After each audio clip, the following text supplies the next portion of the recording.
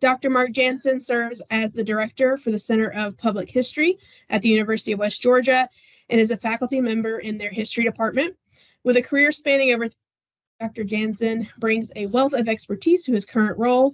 He has been at West Georgia for a year and has most recently come from Kansas and Oklahoma, where he directed a museum studies program. Dr. Janzen's experience extends to nonprofit organizations and museums, with the past decade dedicated to higher education.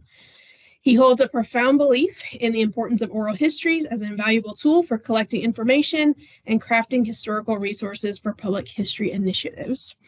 And then Keri Adams is a senior lecturer of history and the assistant director of the Center for Public History at the University of West Georgia. Her education in art history and anthropology and her personal interest in museums and historic sites created a foundation for practicing and teaching public history for over 9 years at University of West Georgia.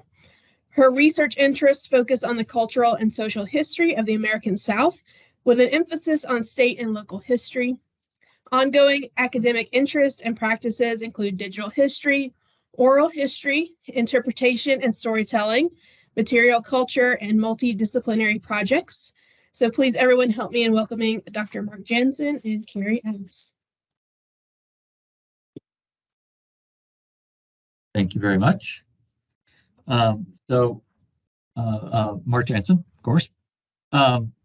Just to give you a little bit of background, other than that, on myself, I've been involved with oral history projects and genealogy in a wide variety of ways over the years. Sometimes the programs were things that I was specifically involved in designing. More often than not, I was part of the process.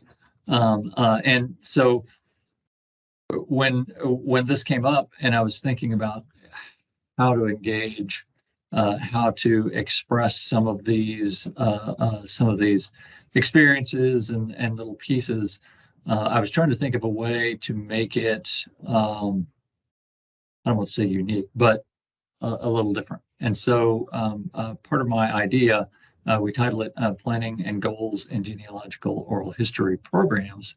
But one of the things that really came to me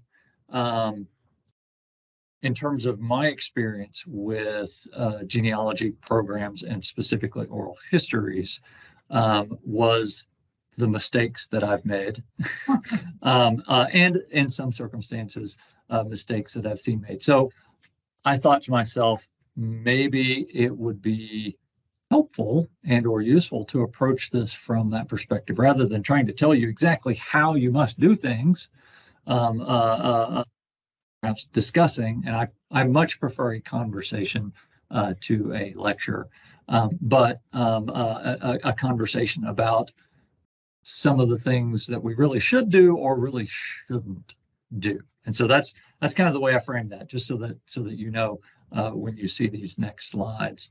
And I started out the presentation with this particular slide, which is obviously an extremely complex genealogical map.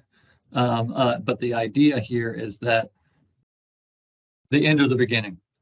When we start one of these kind of programs, we always have to think, we're starting something, so it's at the beginning of something, but we also have to think about our goals. We also have to think about the end. So where is that? Where is the end? Where is the beginning? Is sometimes a question mark. So oral histories in public history. I came up with a few pieces just to kind of outline the importance of this. Oral histories are one of the primary methodologies public history has in reaching and communicating with its public. So the whole process of identifying people to do the oral histories, engaging the oral histories themselves, the whole process is a really core component of public history in my perception of it.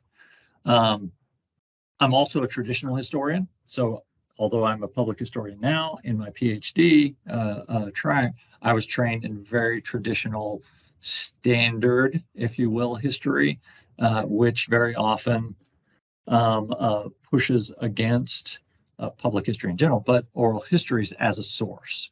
And so in my PhD coursework, oral histories were not a component of primary research because traditional history is going to view them as untrustworthy, right? Unless you're talking about somebody who's telling me about what they did just a little while ago, 40 years later, an oral history, right? So traditional history. Public history, however, views it very differently. Information gathered in oral history is not necessarily the only product. So I like to emphasize the fact that people are going to provide that oral history. We're going to have a recording, either audio or video or both, of that information. But the information itself is not always necessarily. Sometimes things like the goodwill of the community being engaged, future interactions, networking, and all the various unforeseen things are actually more important than the information actually gathered. And then, of course, genealogy can be a particularly contested topic depending on what you're talking about, who's related to who, and disagreements over various paths and stuff like that. So not necessarily oral histories in general, but sometimes genealogies can become really interesting and I don't want to say difficult topics, but occasionally provide or bring forward other information that can be particularly useful. So my idea for this was thinking about the mistakes and some of the things that I've seen occur. So my first one, don't gather information purely for the sake of the information. So I've seen a number of oral history programs that seek out specific information that are designed essentially to create the information, and often that can interfere with that true communication, with that conversation. I prefer a conversation, and in the sense of oral histories, I believe the information generated is much more valid, much more freely given when it's a conversational mode. So setting up and designing a program to actually seek out specific information often blinds a program to the other information that surrounds that could be valuable. Create short and long-term goals. A lot of times programs that I've seen, and actually a couple that I've been part of, have a tendency to have very strong, very positive, very well thought out short-term goals. But those long-term goals of what are we going to do with those oral histories in the long term? How are we going to provide access to researchers? What are we going to engage? Are we going to engage these people again? Are we going to seek out more information? Those kind of long-term goals ultimately fall down. So I would advocate in the planning of these, before you ever do anything, have your short and long-term goals mapped out to a certain degree. Obviously create organization before you ever record anything. I've been part of at least a couple programs where they're already recording things and the project develops and becomes planned as things are occurring, and that often results in recordings or sessions that have to be redone or recreated or that sort of thing. So making sure you plan appropriately. Avoid open calls for participation.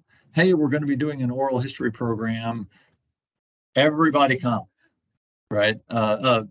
Be in your planning process. I would always advocate that you figure out what segment of the population you want to engage. Figure out a way to effectively communicate your needs to that, as opposed to, because what you'll get is a much broader range. You might get more participation, but in my experience, open calls result in less participation than focused calls.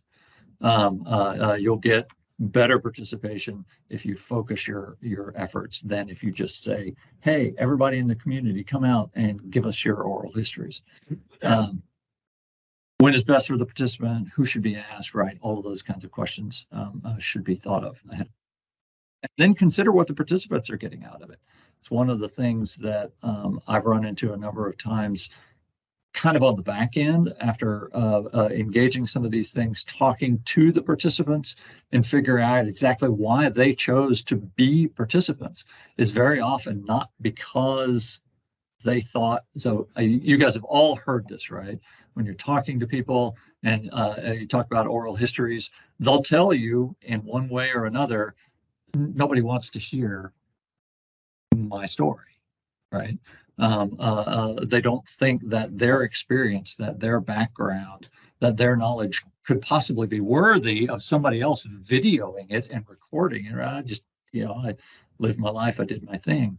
And ultimately, some of that kind of thing is really important. So figuring out how to make sure you can often maximize your participation by making sure that your participants understand why you're asking them the questions, that you're not just seeking the information, and what they could get out of it, community engagement, understanding of their own history and all that sort of thing. It can actually be enlightening to really dig into what the participants themselves are getting out of the process. So I think those are, I'm not saying they're necessarily mistakes, but those are things that can become problems if you don't think about them ahead of time. Focus on the process. So when you're designing or setting up any oral history project, but in this case specifically genealogy, make sure you create that series of clear goals. Numbers. How many can you handle? How many people can you actually engage? Outreach. How do you reach out to them, communicate with them effectively, and engage? And then information density is just a reference to how much information can you as an organization, you as the ones planning this, actually handle?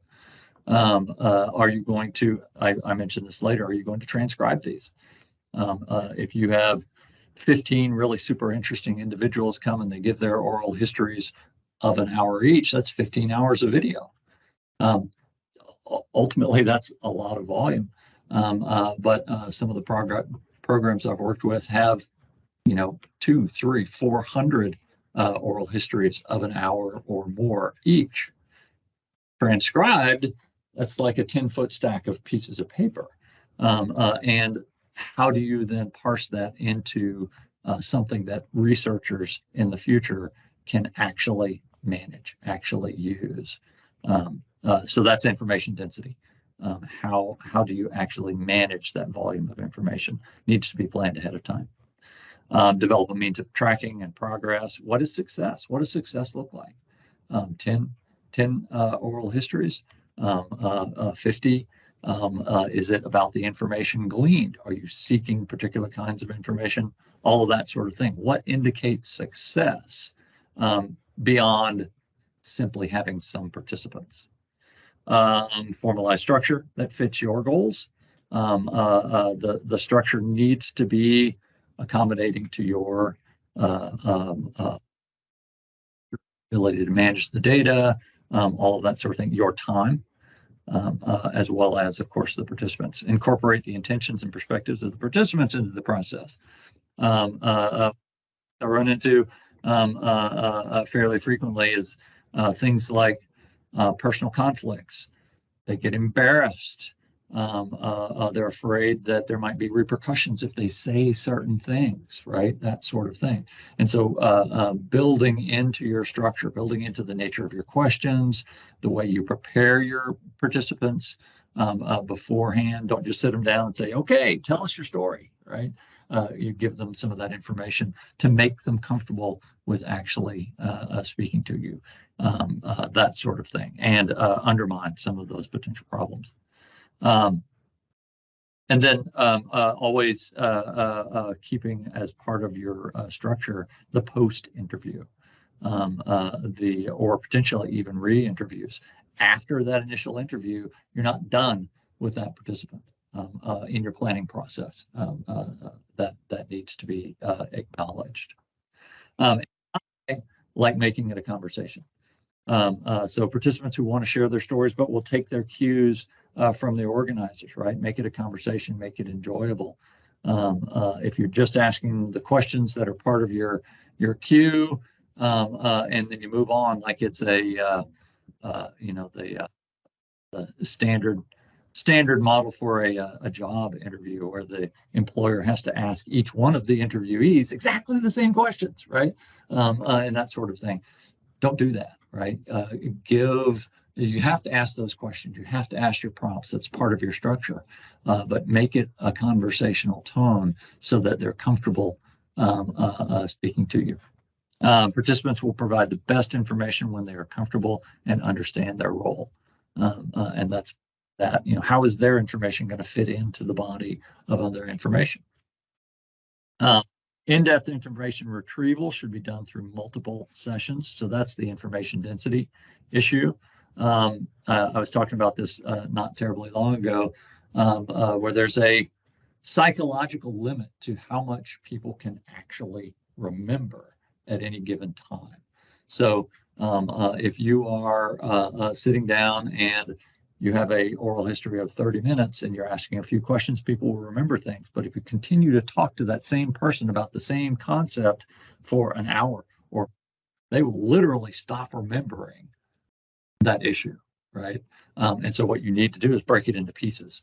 Talk to them here, talk to them there, ask them the same question again later on, and they'll almost universally, right? You've all run into this. Oh, I remembered something.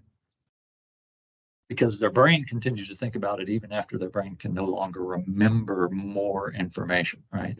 So work into your process multiple re-interviews, the post-interview. And part of the process will include checking up on the facts provided in that interview in terms of post-research. I always advocate that part of the planning process include a certain amount of time to actually engage the interview. So you have your prompts, you have your questions, you interview, you do the recording. You're not going to simply archive that recording and walk away, right? Somebody has to sit down immediately thereafter and listen to that recording and think about what that person said, and engage it within the construct of what you're looking for, what kind of information you're gathering.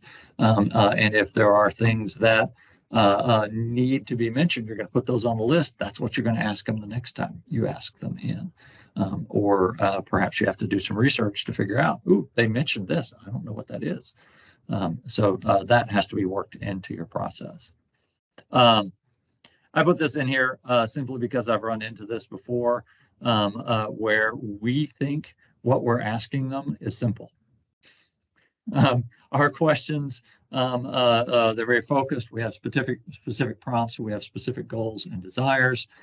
And it turns out people's brains are complicated, and the answer is the right-hand one, right? And so it becomes something else, something much, much more. And that's part of that planning process. We have to plan for that and accommodate it with our structure. And genealogy, as we all know, is particularly prone to this kind of thing. Who's related to who, where does that go? You get 3 people from exactly the same family of exactly the same age, and they'll all tell you different things about who is related to who and whose grandmother was this, and sometimes some correlation and figuring out later could be important. And then, so I'm an objects person. In the museum field, one of my core specialties is objects. I love things, and handling them, dealing with them, storing them, all of that sort of thing. And so one of the things I advocate is in your planning process, when you're engaging people who are going to come and give you their stories and talk about certain things, make a space for objects. Because a lot of times, in my experience, people will bring things. They know you're going to be asking about, let's say, Vietnam. We have a couple tables outside talking about Vietnam and Vietnam space. And my dad is a Vietnam vet. And I know every time anybody has ever asked him to speak about his Vietnam experience, when he's gone to do a presentation or oral history or whatever, he's got a stack of things he takes with him. So in your planning process, make space, both literal and figurative space, for the objects, for these things that people are going to bring that are supporting their histories. Whether if you're asking them genealogy, they're going to bring you a little family map that shows, right? And whether you have a scanner or you're going to just take a photograph of it, or maybe they're actually going to give you a copy. Where are you going to keep that? How are you going to archive that? Do you have potentially a relationship with another institution, a museum or an archive that's going to keep that along with the digital copy of the oral histories and stuff like that? So I advocate for that kind of thing. In addition to the idea of, depending on how many of these we have, when we get them transcribed, because not everybody's going to want to sit down and actually watch these videos. They're going to prefer perhaps an actual printed transcription. So where we're going to store those, right? Of course, we don't have to necessarily have paper copies, but those could be digital as well. But anyway, so I advocate for that kind of that idea to make sure that they feel welcome, right, as part of that conversation, to bring those items and to supplement what they're saying and how they're proposing their genealogical information or any other oral history information with those objects, because that's going to be important to their memories as well as important to the information that they actually provide. So in terms of actual structure, so I know Keri is going to talk quite a bit about this as well. In terms of starting from scratch, in terms of actually sitting down and creating programs, there's a number of different options. I've had this book, if anybody has this book, the Oral History Manual. I've had this one for like 20 years. And I've used it quite a bit in terms of setting up basic. The actual structure is fairly formal, and I advocate for a pretty straightforward, formal structure when you're working on some of these kind of programs. I have, let's see, in terms of some of this best practices, the Smithsonian has a really, really good website that helps you set up some of these programs, and the Oral History Association as well has principles and best practices. So I didn't want to say, okay, starting this program, do this, do this, do this, because those things already exist, and because those characteristics are going to be unique to each and every one of your programs. What you do, who you engage, how you reach out to those audiences is going to be unique to you. There are certainly best practices, but there's going to be so much variability that's different for each different group. So I hope approaching it from the perspective of mistakes and avoiding those mistakes could be potentially helpful. Are we going to wait until the end for questions? Okay. So I think Keri, you are up.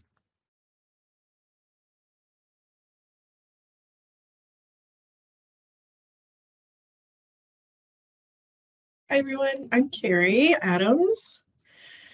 So I'm just curious, has anybody conducted an oral history before that's here? A few of us. I know you have, Sue.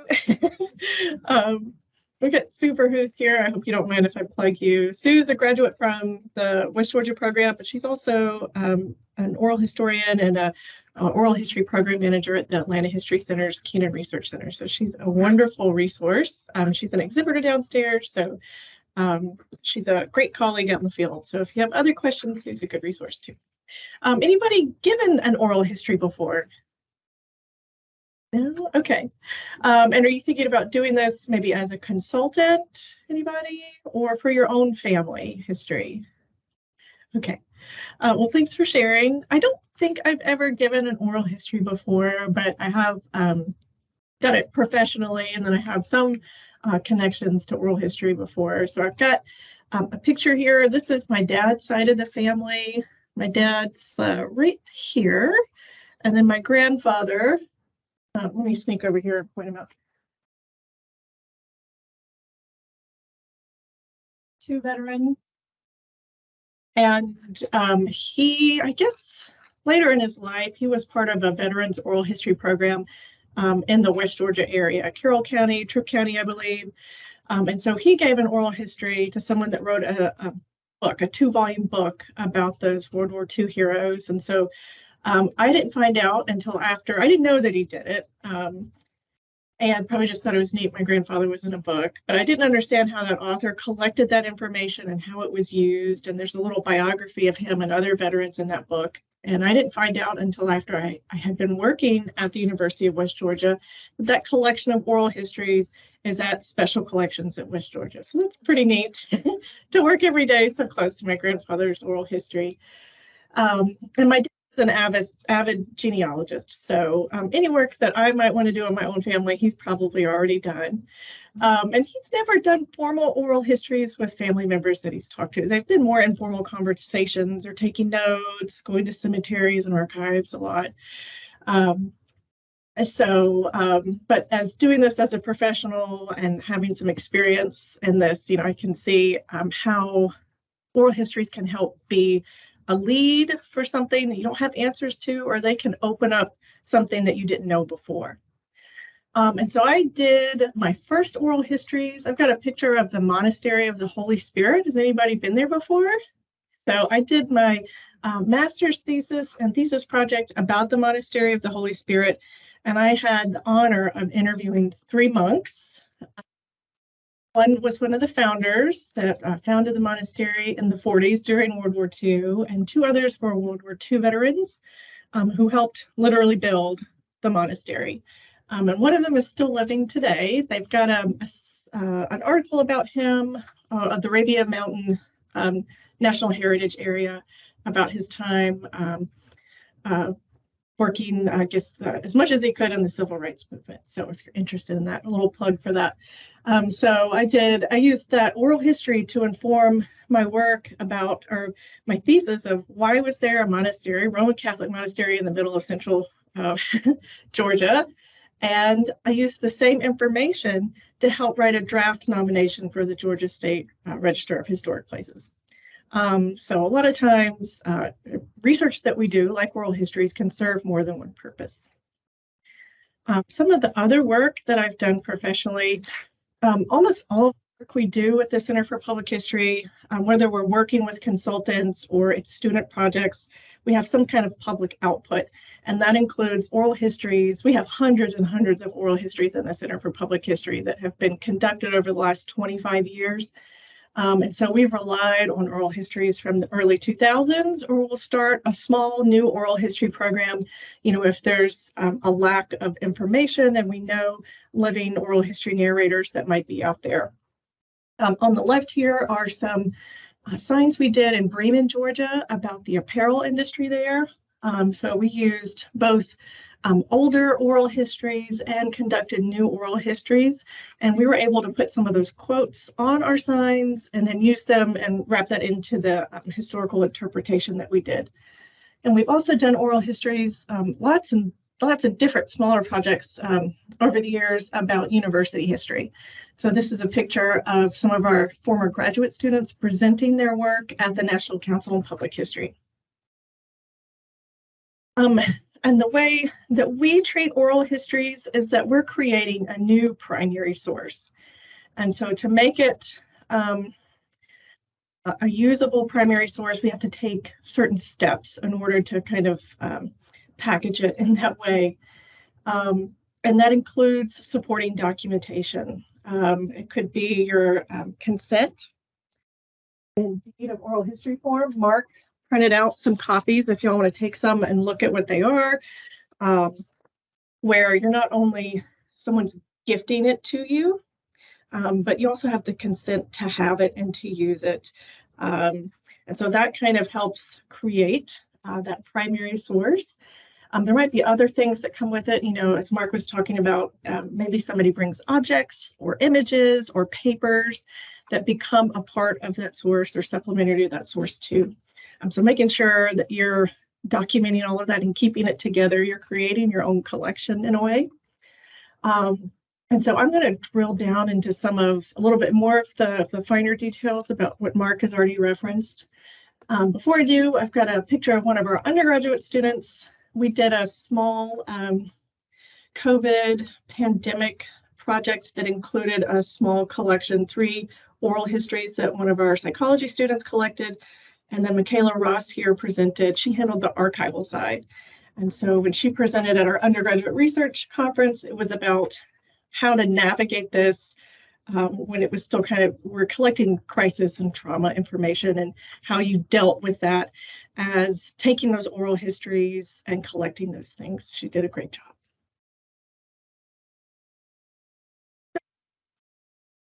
Laid out a lot of how you get started, the what not to do's and the things to do, but you always want to lead with what are you doing? And it might be broad, or you might have something really specific that you're looking for, but think of it as kind of like your thesis, your argument. What's driving your work? What's the purpose of why you want to interview people or who you're connecting with to do that? I wouldn't make it so fine that you're excluding valuable opportunities that are out there.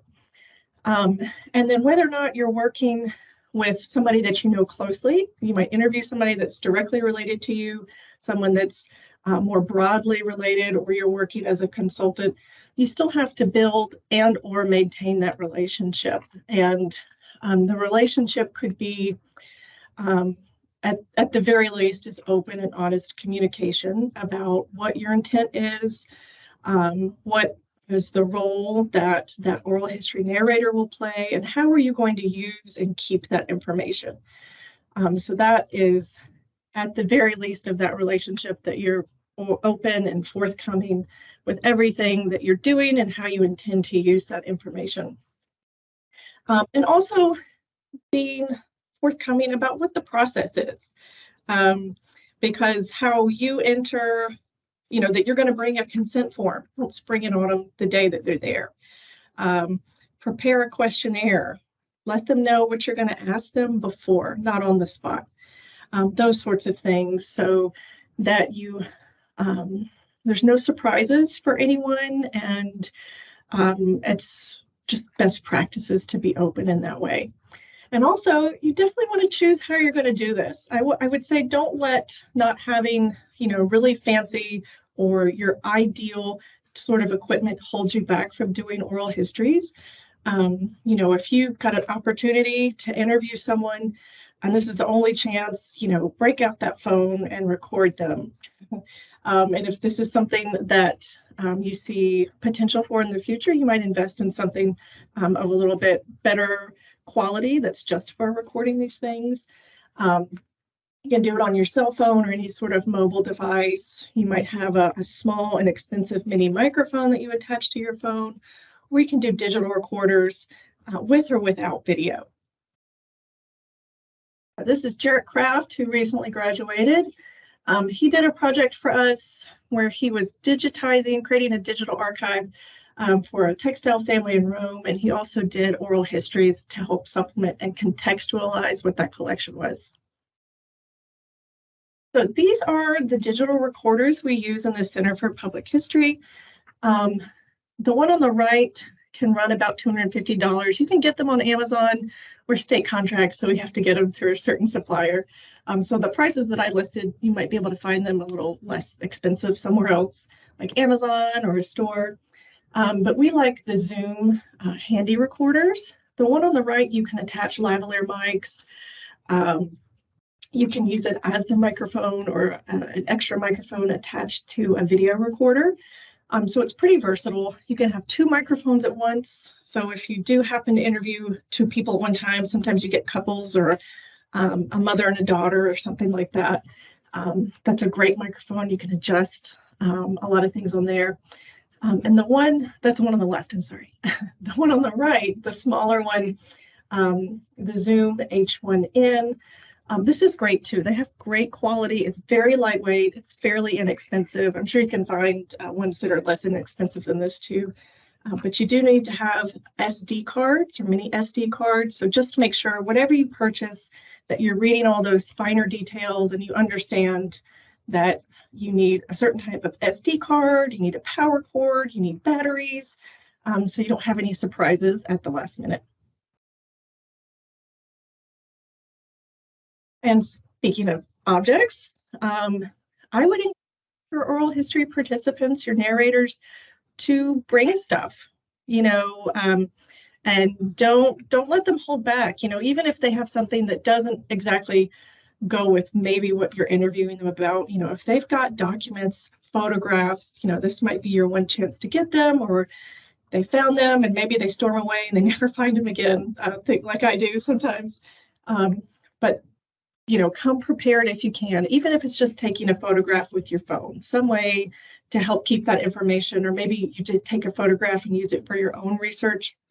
But if you're able to, and they give you permission and copyright permission if you want to reuse it, this is a one-plug scanner. We have the V19. This is the V19-2 at the university. So this is really lightweight. And it has just one plug that connects to a computer. So it's really easy for us, and we're able to get high quality DPI and things like that too. So the student over here, Chanel, is digitizing some things that we did for a project with the Bowdoin Area Historical Society. It's not the same scanner, but just an example. So there's definitely, you don't have to follow all of these steps. I'll try to point out the ones that I think are the most important. This is what we do at the Center for Public History. Make sure you have some sort of form that gives you, documented written permission to do this. If it's something that you intend to keep and use, share, you might give your collection to a historical society or a museum. They're going to want to have this sort of documentation. Or if you intend to distribute or use it in another way, you definitely want formal documentation. If you're doing genealogy, you've probably done a lot of research or preliminary research. I think that comes with it. But you also need to be prepared for shortcomings, whether it's the unforeseen, the unexpected, but you might spend a lot of time working with your oral history narrator, and that you're going to talk about their time in World War II, for an example, and specific experiences that they had there, and you're going to get that on tape and you're going to record it. You're going to have that information, and even though you talked about it, it's in your oral history questionnaire that you share. Sometimes when folks get on recording, maybe they change their mind. They don't want to share those experiences. They don't want to share all the same details that you had in your own personal conversations, or they might just forget, in the moment. So be prepared for that. Anticipate some of these shortcomings. You'll want to think ahead of time. This is part of your purpose and intent. What are you going to do with your recordings? Is it a private, personal collection, or are you doing some extra documentation in preparation to gift to another institution? One of those shortcomings, should have flipped that around, is check your equipment. Something always goes wrong the day of. Bring extra batteries, bring an extension cord. I always record on 2 devices at the same time. They may not be exactly the same device. It may be the bigger, heftier digital recorder and the smaller one. Even if I have a video camera that has a microphone, an external recorder connected to it, I'll set one on another power source off to the side, because you just never know. Even when you listen back to the recording, something weird and unexpected could have happened. So I have at least 2 recorders going at one time. Part of that preparation is location. Don't leave it up to the last second. If you can, encourage a quiet, private place, not just because of the material you might be talking about, but you'd be surprised how bad background noise can ruin a recording and make it almost unusable in some cases. And you'll want to prepare a questionnaire. So this is informed by your preliminary research and also early conversations with your oral history narrator. What we typically do is we start out with kind of childhood biographical information. You might have a form where you collect that as well. So if you have limited time, you might skip that over and just save it for a form. But we found that doing the biographical conversation, even if it's just 1 or 2 questions, short questions, it kind of warms people up. They're talking about maybe fond memories, hopefully, or they're talking about, their own personal life, going way back early into their childhood. But that, use your best judgment. That may not be best for some of the oral history narrators you're working with. So prepare that questionnaire, share it with them in advance, not the morning of, at the very, very least 24 hours in advance. And if you can share it earlier, that's fine. And then also let them know that you have a form that they need to sign, if that's what you do, that they have to sign and give permission to do it. Sometimes we don't always share exactly what the form looks like ahead of time. We tell them what it is and why we have it. If they ask for it, we'll share it, but it can be scary to some people to have to sign that form.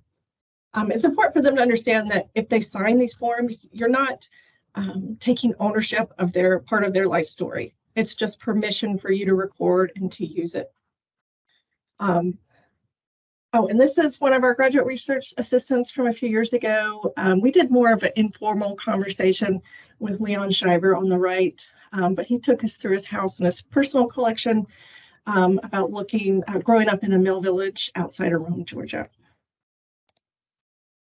So during the interview, this is where I always kind of have to keep myself checked and dig kind of deep. I'm a nervous laugher, and it's hard not to get too involved in a conversation sometimes. You kind of got to balance that because you want to be, it's humanity. You want to be involved. You want to be, show that you're interested.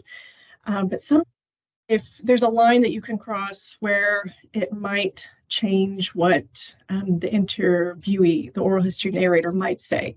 So you got to find that balance of still being kind, listening and professional, but not pushing them to say certain things. And this is where I always have to dig really deep in these interview sessions.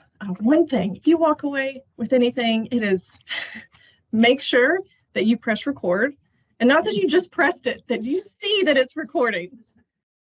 Because I have pressed it and it is not recorded. And I could have swore I hit that button dead on, but you just press it and look at it. And I like to announce, okay, I'm going to record now. And then I hit record so that there's a clear line of what's on that recording and what's not. And even though you're going to get this information in biographical forms or you're going to get it on consent and deed of gift, we always ask you state your name, the day's date, your full name, the day's date. If you need to spell your name, you do that too, and why you're recording. I'm here today to take the oral history of Mark Janzen. Mark, do I have your permission to record this interview? Mark will say yes. I say, please state your name and spell it. So Mark would do that. And then I say, okay, thank you. And then we'll begin. And so we'll follow that questionnaire. We usually would do about 10 questions. We almost always ask more than 10 questions. Like when you're forming your questionnaire, anticipate what your follow-ups might be. You may not write every single follow-up question because you may not need to ask those follow-up questions. So you want to make sure that your questions are open-ended. They're not leading, you're not directing them, even though you know you're talking to them for this reason. You really want them to tell you about the story that you had. You can't make them do it. So try to ask questions that are creating a space to talk about that, but it is truly coming from their memory and how they want to frame it. Sometimes we'll ask before we end, the conversation's kind of wound down. We'll say, well, is there anything else you wanted to share today? Sometimes they'll say no, and other times they're like, they'll share something unexpected, or maybe they forgot something that is in response to a question you already asked. And then we announce going to end the recording now, and we press stop. And just like you make sure you're recording, make sure you stop. Because you want to, that's part of being honest and open communication and doing what you say you're going to do, is that once you're done recording, you're truly done recording. One thing that is almost always happens at the end of our oral history interviews is that someone will share a story that they don't want on recording. And it is, it's hard as someone who's collecting the story. You've done the research. Wow, this is amazing. But they didn't want to share it on a recording. So they feel comfortable with you, but not the recorder. And that's just the way that it is. You might feel comfortable or have an opportunity to say, why don't we set up another interview? And could you tell me about that story then? Or something like that. But that's just one of the pitfalls of recording oral histories, is that sometimes folks won't tell you something on a recording. So after the interview, be prepared, for those extra stories that they don't want a recording. Get that. If you have a consent form, get it signed right there in that moment. You can keep talking to them. Here's your pen. Could you sign this for me, please? Yeah, that's great. I just need it before we go. Because if you let them take it home, you're probably never going to get it. Best intentions, but it's easy to forget. Get it before you two part ways. And then as soon as you can, make a copy of your recordings. Put it somewhere else, not on the same computer. Put it on a cloud drive, another hard external drive. Make sure that you're backing up all of your work and that it's not easily accessed or deleted. And then, as Mark said, transcribing or indexing oral histories, that really makes it more accessible for you as a researcher. But if you're sharing it with others, being able to, at the very least, an index your listening to the oral history, and then at really significant moments where they're sharing something or they're talking about the whole reason why you had the interview, you put a timestamp and then you summarize what's said. And you just do that for the whole interview. A transcription is word for word what everybody said. That takes a lot of time. If you're a pretty good transcriber, you could do an hour's worth of recording in about a full day's work. So it varies depending on how well you get at it. And then think about what are the ultimate plans? Are you gifting it to another institution now or in the future? So that might influence what you do in the beginning or at the end of how you prepare that package. Oops. So that's it for us today. We've got time for questions or comments. Mark and I are happy to answer those questions. Questions are the spice of life.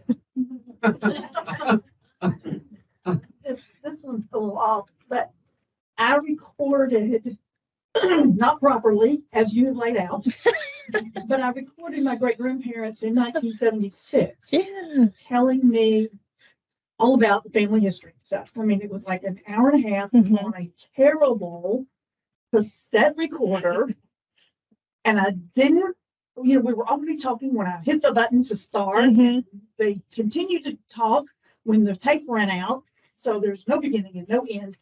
But the worst part of it is that the cassette recorder, which was sitting in the middle of the room, they were well aware I was recording, but there's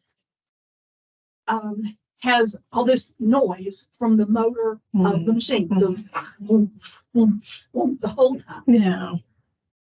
Is there anywhere I can take that cassette tape and have someone clean it up even a little bit, because it's valuable to me?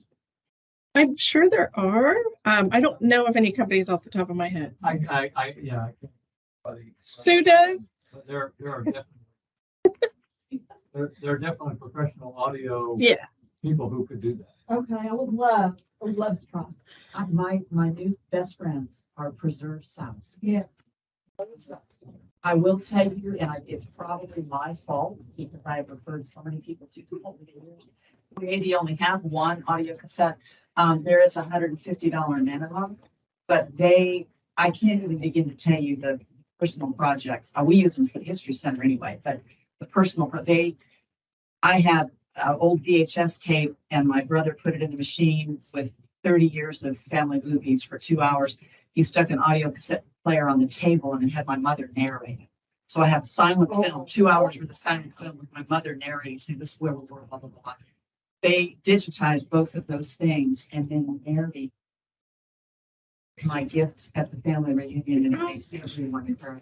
Yeah. So that's definitely a possibility, but I'm sorry, the minimum might be, tough to meet if it's just a single audio cassette, but. I'd be willing to pay $150 for it. Well, and any of you that have audio cassette, VHS, those are all unstable formats. Carrie and Mark will tell you they're unstable formats. There's going to be a day when they're going to be gone, even if you have the equipment to play them. So you really want to get them digitized now. So Whether you do it yourself or hire someone. how do I reach them? They are up in Duluth. Just do a search for preserved sound. Atlanta. It's all one word too. Yes, ma'am. Yeah, they're not. Yeah. Oh, okay. Thank you, Sue. Thank you so much. Wonderful. They do exactly that. They digitize your tape first. And then if it needs to be cleaned up, they'll go through and digitally remove that repetitive motor noise and stuff like that. And yeah, they can do some amazing things. Yeah, because this was right before they died. And they've been married 72 years. And there was a lot of good stuff on there. Nostalgia.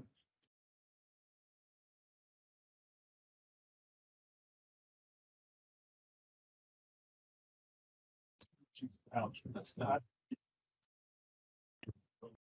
Off the beaten path, but Richard Hills Road. Thank you for sharing. Thank you.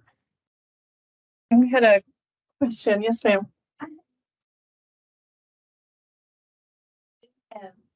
This understanding and arrangement about in advance about signing this interview, and they say they're not going to sign. Wait, or just listen to them talk. I think that's a good question. And I haven't experienced it not wanting to sign before, but I have experienced it not after. So if they did it before, that might be the place for you to talk about what their concerns are. If they have restrictions, sometimes we've had oral history narrators that they'll think about it like, I didn't, got caught up in the moment. I didn't mean to say that. And so they'll put a restriction in their form. Do not make, this portion usable or publishable. So afterwards, you just get it signed on the spot. I mean, you can go back and update to add restrictions if you want to. So did you have something to add to that? It's happened. It's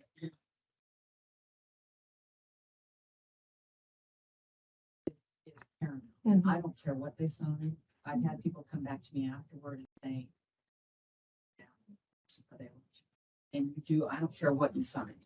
Whatever your narrator wants you, that's just so huge, as you know, because nobody will talk to you if you violate that. So true. I was just going to add to that.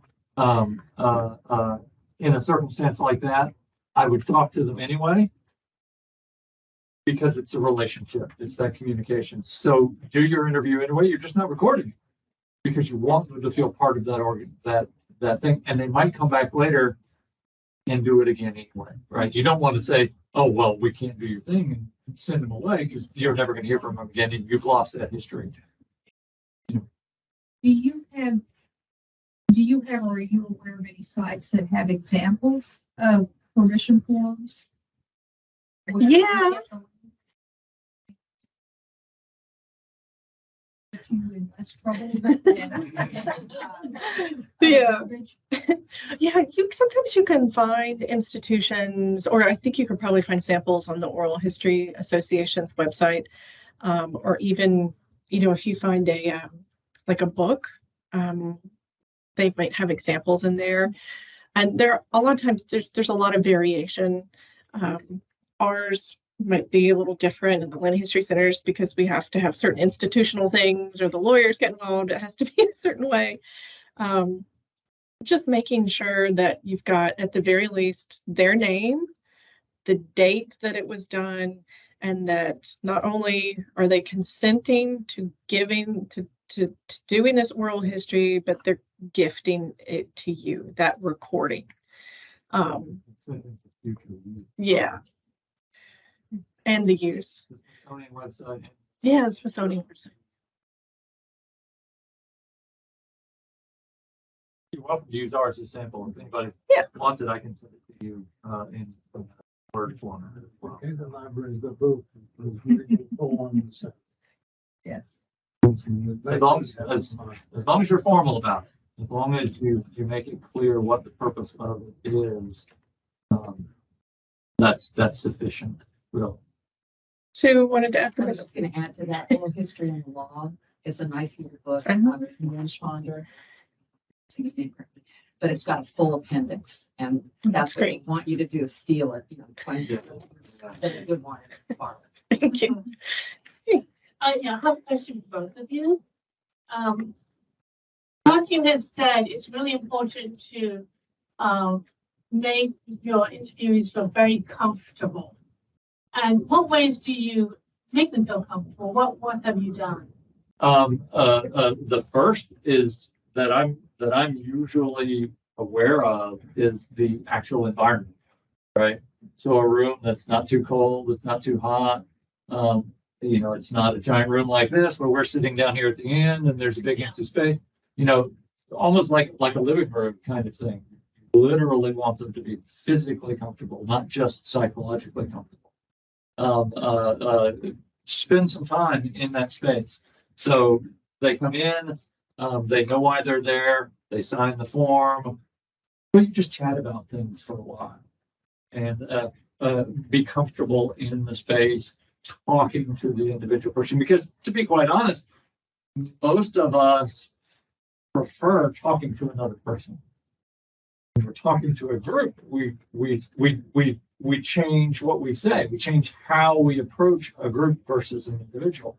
So in that room, it's just the interviewer and the interviewee, and get that relationship, and they're comfortable. Make sure they're not hungry. Make sure they don't have to go to the bathroom. I mean, all of that, but also make sure that they know if anything happens, we can stop this recording at any time. And because people get emotional about things, they might say, "I want to tell you something," and then I'll record it. You stop the recording. As long as they have that psychological comfort and they're physically comfortable as well.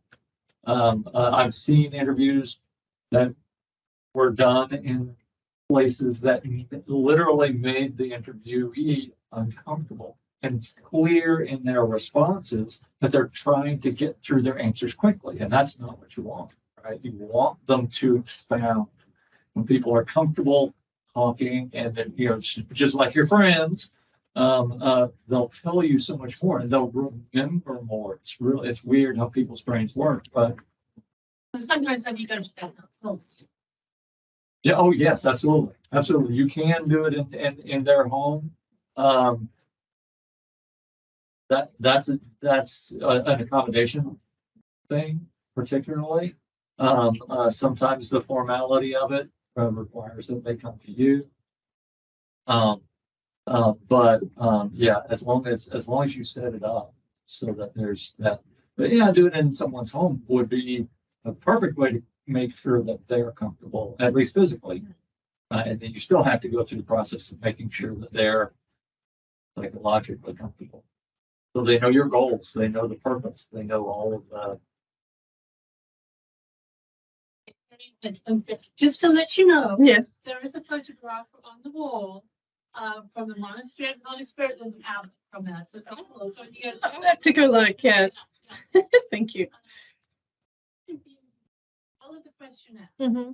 Whatever you're asking the questions, finding it from the wrong, all of a sudden you think, oh, I want to do a follow-up question. Do you do the follow-up questions that I did, that you have right then and there, or do you wait until after you've gone through all of the questions and then, okay, coming back to this question, what's the best way to do it? I think usually I would say right there. But you know, sometimes the conversation and the question responses, maybe it takes longer or it transitions to something else and they're already answering another question and they're kind of moving through things on their own. So I don't like to interrupt them. So it could be both. You kind of use your best judgment for the moment or how well you know that oral history narrator. You know, if it makes sense and it feels right, go ahead and ask it. But if they're moving on or maybe things are, you just don't know. It's okay to ask later. You can say, well, you know, before we end, I wanted to ask you a question about something we were talking about before. Is that okay? So that kind of thing. For me, it's kind of like train of thought. You get best information when they let it flow from their memories. And if you think of something right then when you ask question number 3 and they're talking and you think of it, before you ask question number 4, you can follow up. But if you think of, oh, I should have asked them, but you get to question 5 and your question is about 3, don't interrupt them because that will, so you wait until the end of the sequence to do that. But if it's an immediate sort of thing, it's like, oh, I thought of this, that was okay because it's part of their train of thought. But otherwise, you're going to disrupt their thinking. I like to have a notepad. I try to be really attentive and in the moment. But for things like that, I'll scribble down something, you know, so I don't want to sit there and take notes the entire time that they're talking because that kind of disrupts, it can be distracting. It might pull away from that relationship that you're trying to build. Oh, yeah.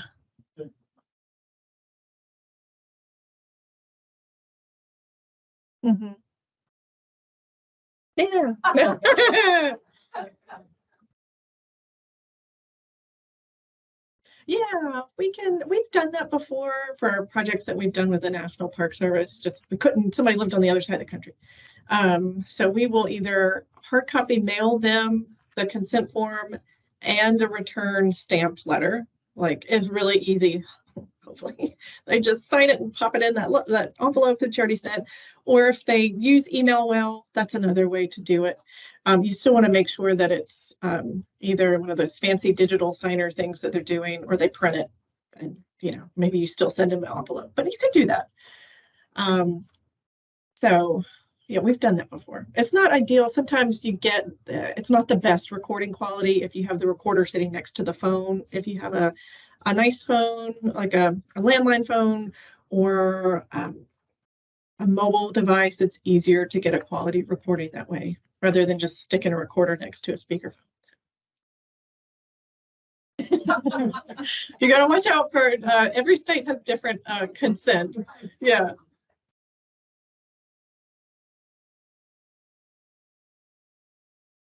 Yeah.